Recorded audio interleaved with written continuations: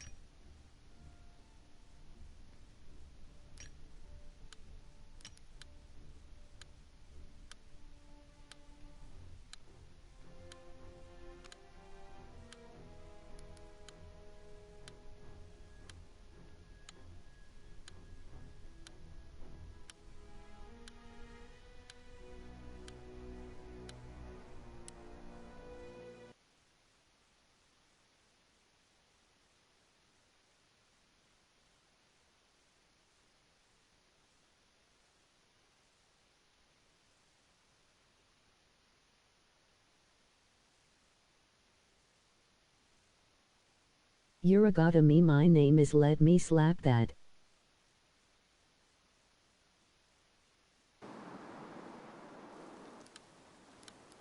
Move out! Eliminate the enemy!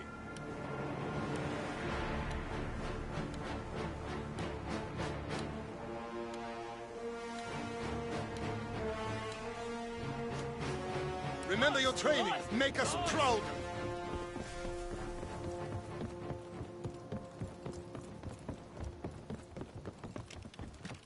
Eine Granate!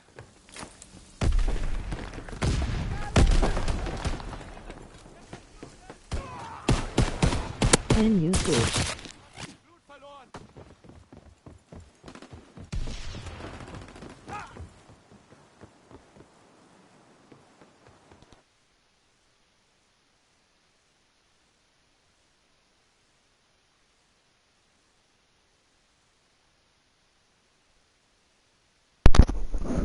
Oh, there it goes. Okay. Alright, so you guys can hear me. I had to fix my mic. I apologize. So yeah. I'm a cop. I have to do this every single day of my life. I have people that argue with me. We have people that, you know, and then you got the people that cry over a frickin' ticket. You did wrong. It's your mistake. You know. But yeah, and I'm not a god like you say I am. What? Yeah, I'm a Indiana State police officer, but I'm not one of the mean ones. I'm the cool guy. I'm the one that tells you, hey, you're free to go. The guy that's like, you know, What's up? nothing much, man. What's up with the other dude? You're like saying, he's alive! Then you realize, oh shit.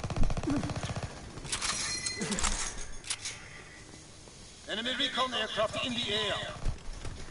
Oh shit. Ooh shit. Oh shit. Hey! What's up with America? Can I play with you?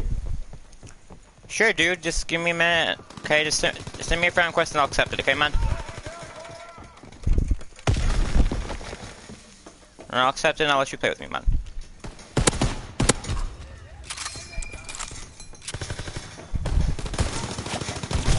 Whoa! Oh my god!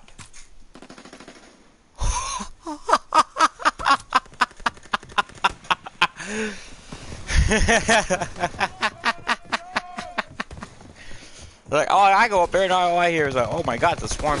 Yeah. Enemy bomb incoming. Get to cover.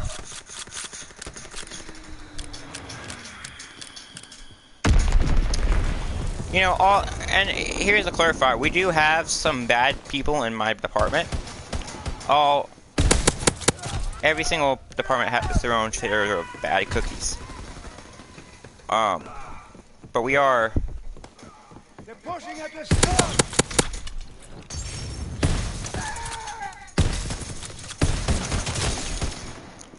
But yeah. You know, I always get asked all the time if I'm the bad officer. This last week was my first week on the job, and I'm loving it. This is a job that I can really feel like I can grow in. But I'm not gonna talk about my work status. We're gonna be talking about, you know, whatever.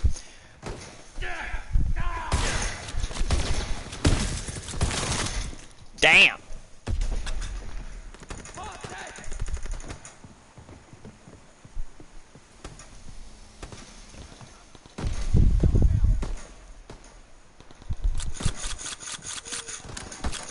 Don't say you're trash. I'm not saying that. I'm saying that we have like you know those officers who are like complete assholes that you can't get along with and all that shit. Yeah, that's not me. I'm the nice one. I'm the nice one, if I can find that. But yeah, people call. Yeah. Yep. They ask you, what place do you think you could what could you consider yourself at on the asshole scale? 0. I'm chill. I'm chill. I'm not.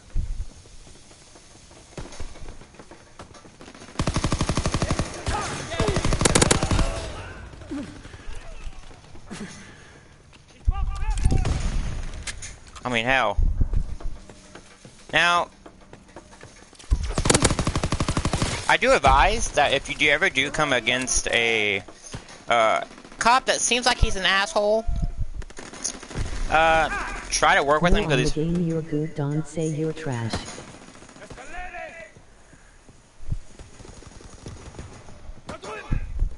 Oh, thanks, man. Yeah, but yeah. I mean, it's like when you actually are doing the job and you actually are able to see like what we have to go through every day. It's, I mean, the department, I love my department. I love this place. I love my department. My department's my favorite. I have so much fun on my department.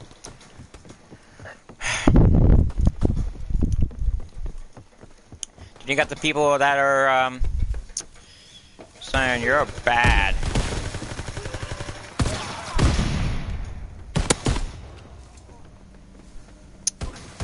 Hey man, send me your friend request, man. Friend request me, man, so I can get you on the game, okay? Alright, dude?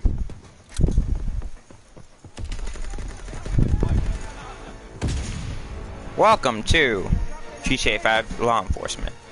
Now, that GTA 5 makes cops... to invite you to a party.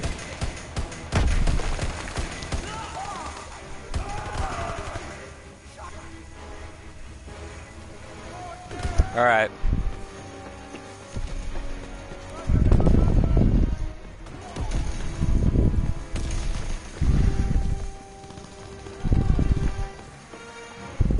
I'm going to invite. Alright, go ahead, man. Go ahead. Oh, shit.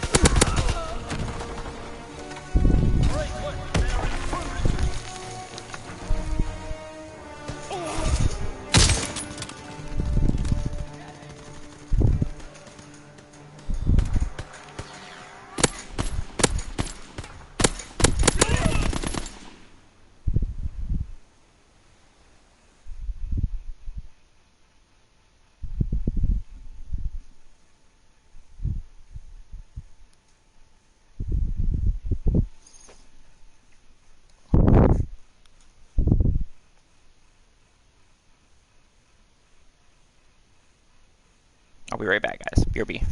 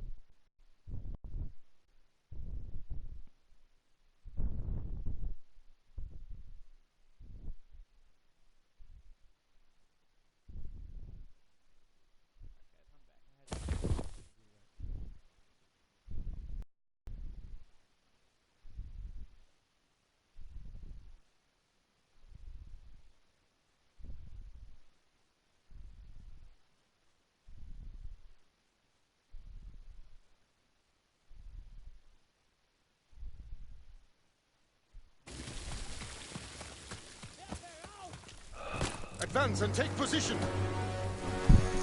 911, what's your emergency? Remember your training. Make us proud.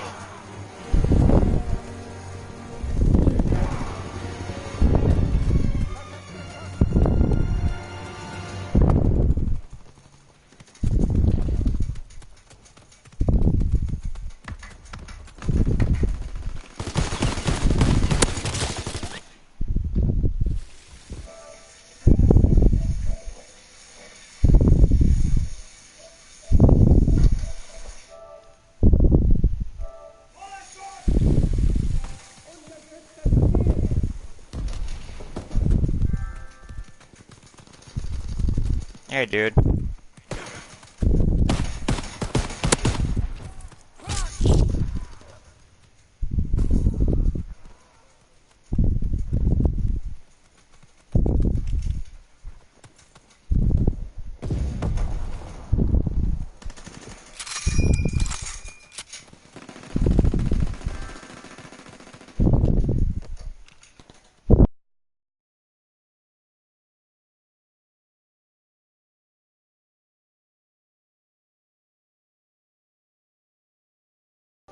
It's okay, man.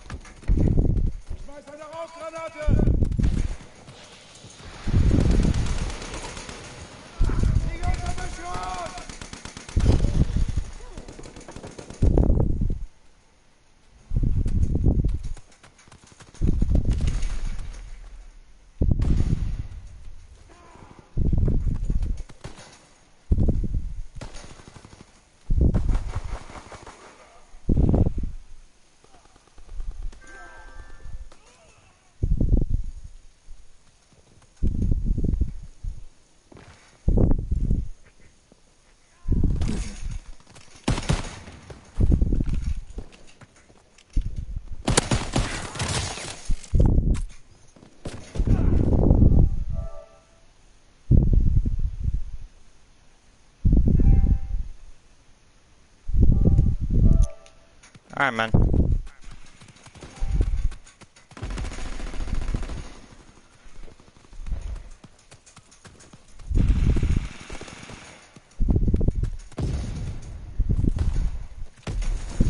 I mean, if your mic's messed up, then yeah. Whoa, shit.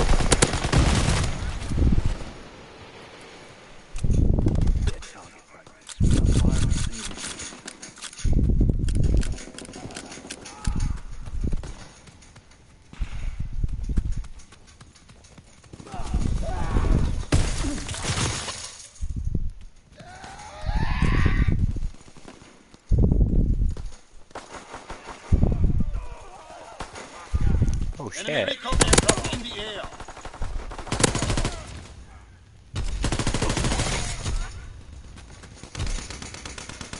Yeah, bad.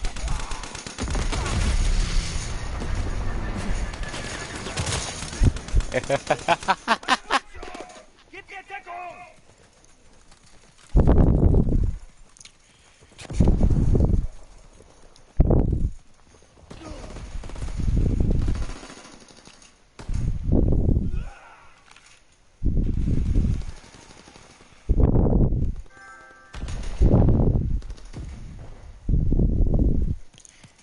Yeah. I haven't used it yet. So that's good.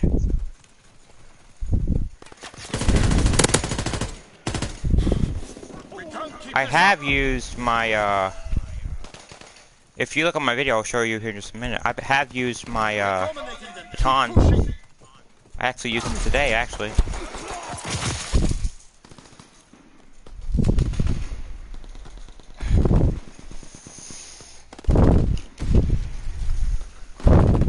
This here.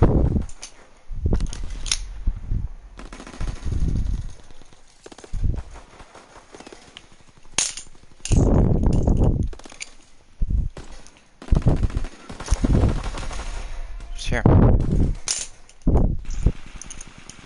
If you watch my video, you can actually see my baton. I have cuffs and everything.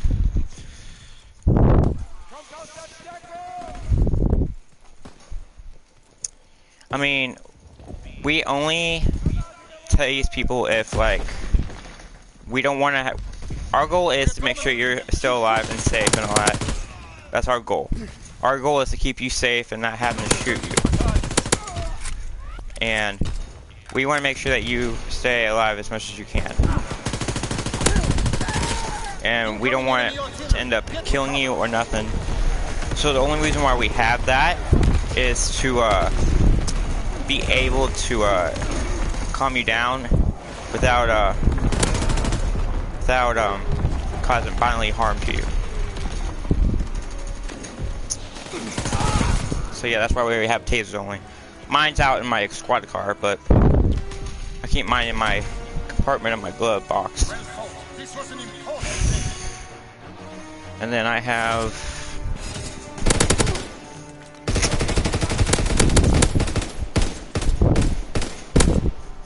Now these here, these are my personal ones. I bought these right when I got out of the, when I was going to go to the police department, the school. But yeah, these are my personal cuffs. I use these, I'd rather use these than the chains, because whenever I pull them out of the case, because they're like this, keys holes facing in, and whenever I pull it out, I can have it out, and I can actually, and I can just put them on the person. Now I carry a spare key, so that way, in case you always want to keep your spare key, because if you your personal key, mine right here, it doesn't work, then you have your manufacturer key.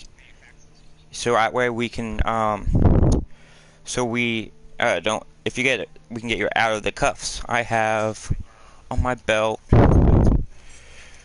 my work belt,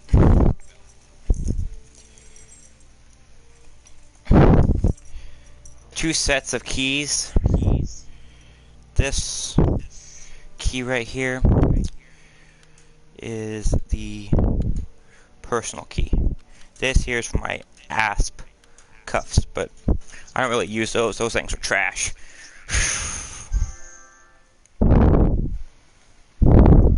Yeah, those cuffs. These cuffs here are Chicago, and I like them because my case is always behind me, and they're really, really good to use. But yeah, I've used those cuffs today, actually, twice today.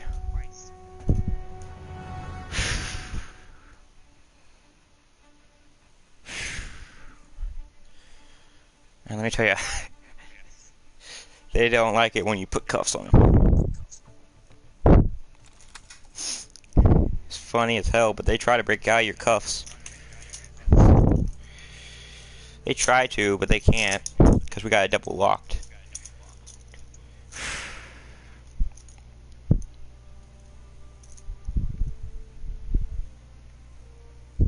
Nice, man. I like your guy.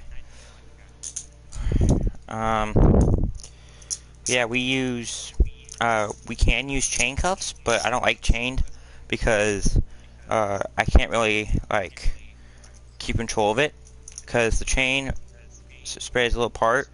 But with my hinged, because these are hinged cuffs, I almost dropped them. These here are hinged, so whenever I don't have to do a lot of the acrobatics with getting out of my case. I already joined you, man. You got anything like earbuds or something you can talk to me over?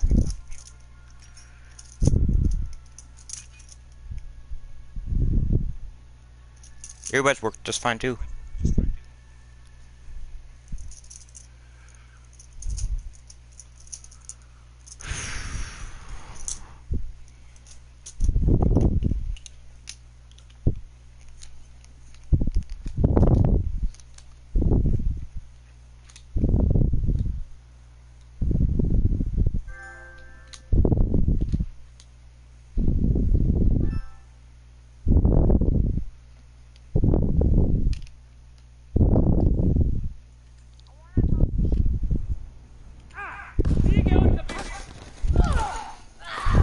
Move out. Eliminate the enemy. Remember your training. Make us strong.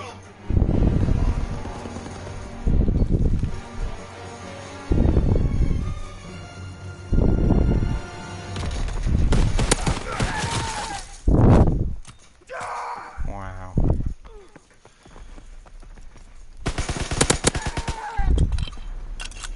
Grease gun.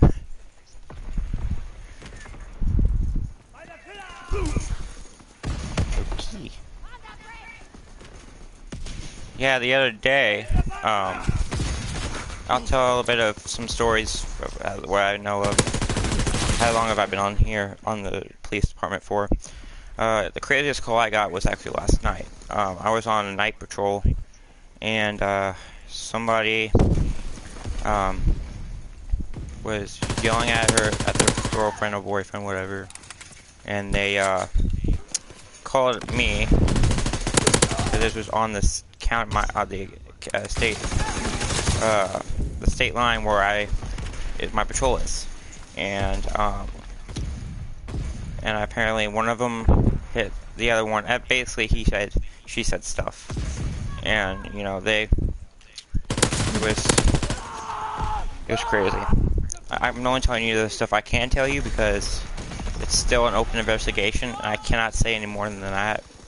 But all they was just a fit, like a verbal fight. No punch or nothing. Nobody need to go to medical or nothing. But I can't tell you like the parts how it got started, whatever. Because that has to stay closed, and it can't be said out loud until the district attorney or the DA tells us it's okay for us to tell what it is. I have some calls and stuff I can tell you, like how, like, and if people ask me this, like, we tase people. I mean, unlike Indianapolis, like where one of my good buddies patrol, you you would actually have to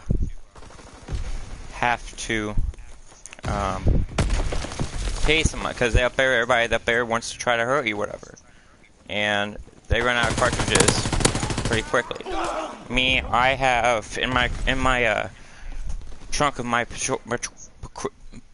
patrol car extra boxes, a box like a big shipping box with 142 cartridges of taser ammo, taser cartridges, and that's in case I run out. I have to reuse them. All they're basically it's just basically a gun that's been charged, and it all it does is just for 5 seconds you're in tasered mode, and the taser only lasts for 5 minutes. I've been hit by it before. Because in order to be able to carry the taser, we have to be certified, and you know, and then you don't, in the state of Indiana, you don't really have to. You just have to be there and witness it, and eventually, when you renew your qualifications for it, you will have to be taking the tase. The reason why most officers, like women officers, do that is because it hurts them really, really, really bad. And man, it doesn't hurt us at all. I mean, it feels like all you got is a bolt of electricity going down your back, and that's it. That's all you got going down your back. Wherever we hit you, we have to hit you above the waist. We can't hit you anywhere below. Because if we hit you below, we will probably, because we have to shoot you where we can able to how can I say this? How we are able to we have to aim for the place that we can't aim for anything else besides your back section on top, like right up here. And the reason why we can't do that, we can tase you in the middle of the back, but that's about it. The reason why for that is because when we take the prawns out, all they are little fish hooks with metal melted in them, and it's a fish line. But the tasers only last for 5 seconds, and then if somebody's like really out of control, and if you're on here in the watching the video, we use these. We don't hurt people with this. I haven't took out a car window with this yet, not yet. But we use this and we hit them up below, right where your back of your legs are. We don't hit them hard. We don't hit them like to where somebody can get hurt. We just basically do that. If it's a riot, then we call the SWAT out.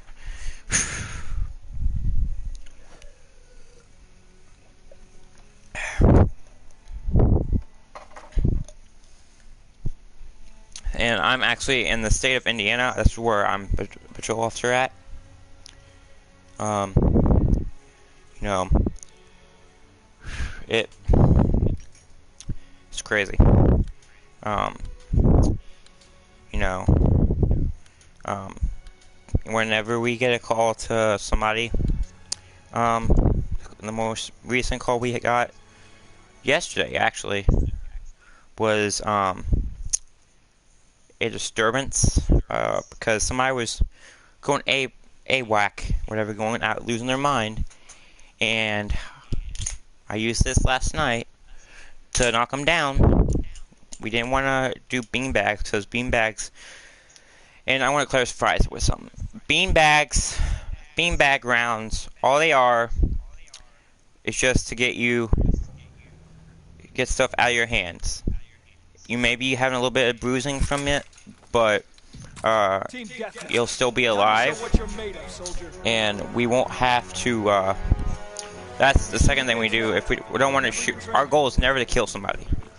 Our goal is never to, but we have certain protocols and have certain rules we have to follow. And we don't have to, like, we only use those if riot situations and stuff. But that's about it. We have a unit who does carry beanbag shells with him of his shotgun, but we only call him in with that. He only uses those in case of emergency because we're trained with everything that's on our belt that we have. I hide my my taser and my gun and all that in the in my squad car because I hide it so that way no one can come up into my car and look at it and say, "Ooh, this and all that." I haven't put in a very top. I'm not gonna tell you where it's at because I don't want nobody to just get out. But I store them in a secret place, and the reason why I do that is because my sister here is just 13 years old, and she doesn't have the brightest thinking process, so I keep that ammunition and stuff in the car, and I don't bring it in at all. I go to a parking lot at 4 in the morning, and I would load and do everything I need to do. Now, if I have to reload it for that day, or I have to do something else, then I will bring it in. But other than that, mainly everything I have for my job is outside. We, as a state trooper, we have a protocol when handling with people that are suicidal and stuff. You don't want to end up like spooking them because then that's when they'll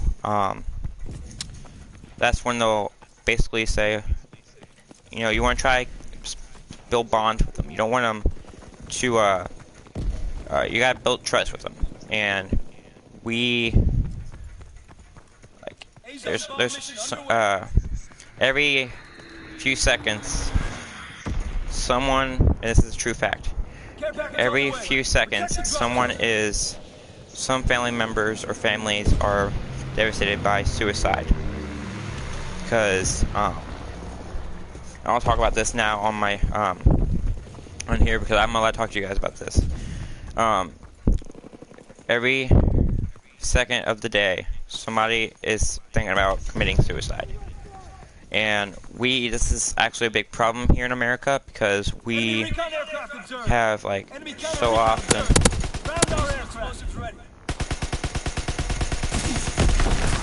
Like every so often, they you know, families call and say, "Hey, I don't know where so and so's at," and we find them.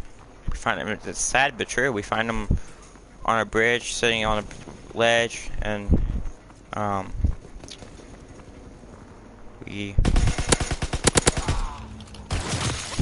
But yeah, it's sad that we have to witness this, but it's, you don't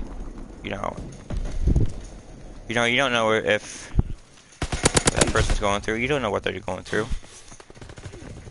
We can try to help because that's our goal, to help. But I don't even like resorting to go to send them to a mental hospital because, you know, we just basically just take them to the hospital and,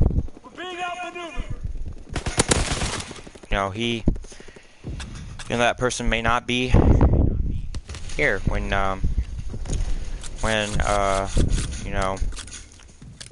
we don't ever live like what if or whatever. Part of the job is you have to move on.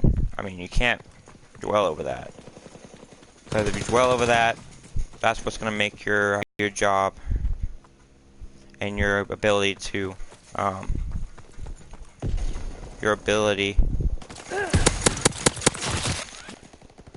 to be able to do your job and do it correctly 10 times more difficult because you have to worry about that one thing. Now, if and if you're young, whatever, and you guys watching me, the hardest thing I've ever had to do so far is, I don't like resorting to putting people in handcuffs. I don't like doing that. Because someone, we don't really have much choice. And, officers, as officers, we don't, like, some of us, sometimes we go to counseling sometimes. Because, we can't say anything to anybody about it. Like, if we say one thing about it, basically we're gonna get in trouble for it because no one needs to know other people's business. And, if I wish some days that I changed. I can change my my appearance and stuff. I can change how I handle that stuff. If people do get sad and depressed. It's common here in America, and but cops. We don't want to have to go to a crime scene where somebody took their own life. We don't like to have to see that. We see it like a couple times a year. We see it a couple times a year, and they, if it's, my tip is how we don't even get. This doesn't affect us. It's because we have to keep it inside us. We can't tell anybody about us saying, "Oh, do you see what he did and all this yada yada yada." And he and so we can't say it because it's hard.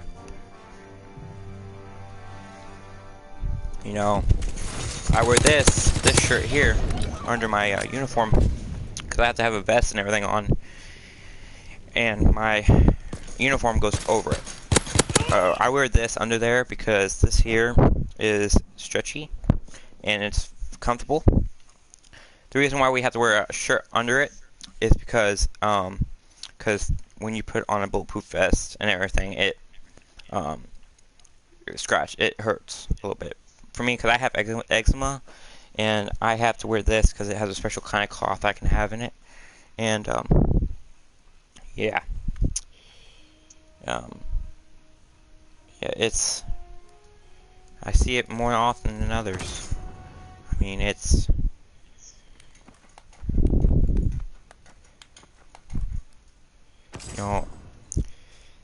honestly, if I could change the way people see us, how people think about us,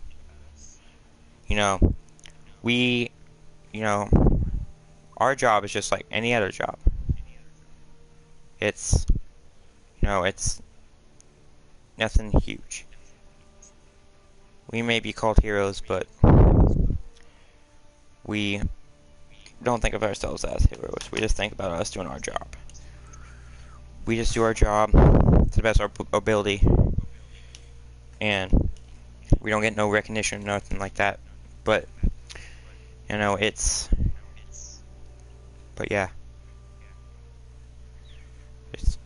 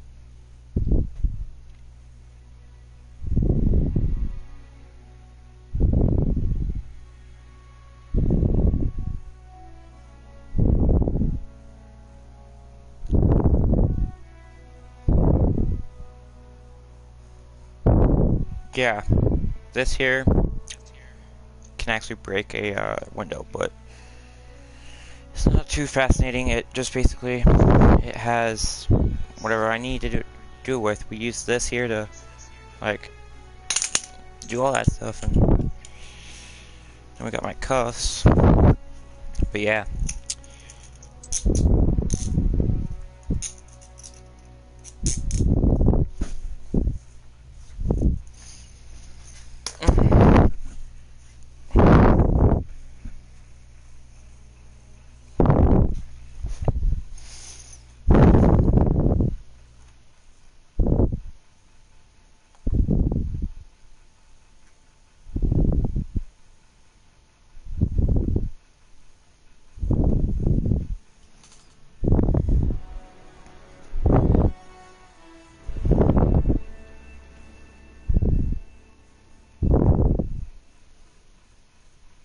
But yeah, guys, I'm probably gonna end the stream here, guys.